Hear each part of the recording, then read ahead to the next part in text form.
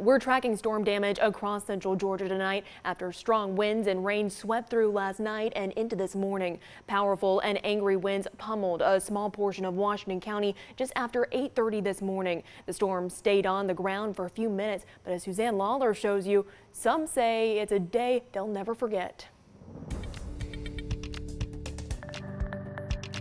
This is the Walden Woods subdivision. This house took the brunt of the storm as it came through. As you can see up there, 2 bedrooms are completely gone. The homeowner said he couldn't go on camera. He's just really kind of shell-shocked right now. He said they've lived here for 25 years, but nobody was home when this happened, and everybody in this neighborhood came out okay.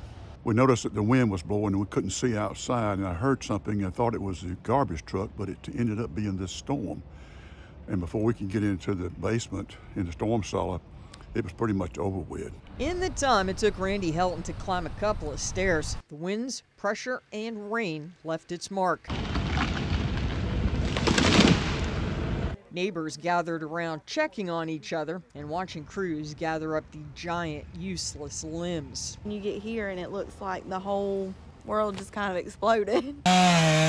We met Sheriff Joel Cochran right around the corner on Highway 15, where more homes felt the storm's wrath. The storm damage started somewhere around the Fall Line Technical School, which is in the Deep Step Road and Fall Line Freeway area, and worked its way back this way over toward the Walden Woods area. It looked like it traveled for, quite some distance, doing a lot of damage while it was down. And you could just hear it coming through.